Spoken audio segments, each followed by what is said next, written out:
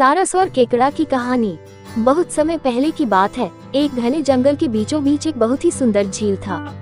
उस झील में बहुत सारी मछलियाँ और केकड़ा भी रहता था। वो सब बहुत खुशी से मिलजुल कर रहते थे। लेकिन हर रोज उस झील के किनारे एक सारस आकर मछलियाँ पकड़कर अपना पेट पूजा करता था। जब भी सारस झील किनारे आ पहुँचता तब सारे मछलियों के बीच भागा दौड़ी शुरू हो जाता था। ऐसे दिन बीतता गया। धीरे धीरे सारस बूढ़ा और कमजोर होने लगा। पहले की तरह वह शिकार भी नहीं कर पा रहा था। सारस बहुत दुखी होकर झील किनारे बैठ गया। सारस का ये हाल देखकर झील की मछलियाँ बहुत खुश हुई। सारे मछली सारस के सामने तैरने लगे, पर सारस ने उन्हें कुछ नहीं किया, सिर्फ बैठा रहा। ऐसे कुछ और दिन बीत गए।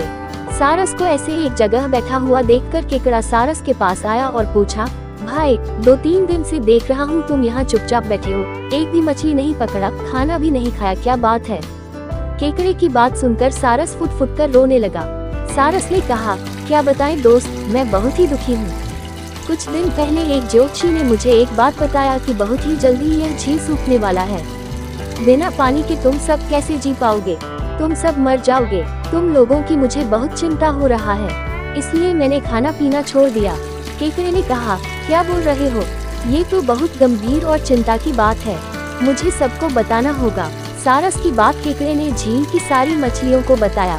सारी मछलियाँ और केकड़ा मिलकर सारस के पास गए और बोला, क्या बोल रहे हो, झील सूख जाएगा, तब हम सब कहाँ जाएंगे, क्या करेंगे? कोई तो उपाय होगा ना बचने का।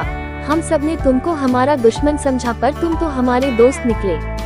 हम लोगों की चिंता के कारण तुमने खाना पीना छोड़ दिया। दोस्त, अब तुम ही कोई उपाय बताओ। सारस ने कहा, अच्छा लगा सुनकर कि तुम सब ने मुझे दोस्त माना है। एक उपाय है, कुछ ही दूर पर एक तालाब है। अगर तुम लोग चाहो तो मैं एक एक करके तुम लोगों को वहाँ छोड़ सकता हूँ। सारे मछली मान गए और कहा, ठीक है, ठीक है। तालाब में पहुँचाने के लिए अगले दिन से सारस एक एक मछली को अपने चोंच पर लेकर जाना शुरू किया। ऐसे कुछ दिन बाद केकड़े की बारी आई। सारस केकड़े को लेकर रवाना हुआ। कुछ दूर जाने के बाद केकड़े ने सारस को पूछा, भाई ये तालाब और कितना दूर है?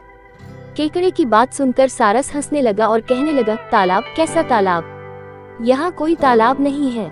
मैं तो खाने के लिए तुम सबको यहाँ लेकर आ रहा हूँ। इतने दिनों से मछली खा खा कर बोर हो गया हूँ, आज बहुत मजा आएगा तुमको खाकर। आसपास देखो तुम्हारे सारे दोस्त की हड्डियाँ, अब तुम्हारी बारी है।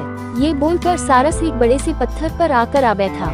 सारस की बात सुनकर केकड़ा बहुत गुस्सा हो गया और अपने आप को बचाने के लिए अपने दोनों हाथों से सारस का गला दबा दिया और कुछ देर बाद सारस मर गया। फिर केकड़ा अकेले झील वापस आ गया और बाकी मछलियों को सारस की चाल के बारे में बोला और कैसे उसने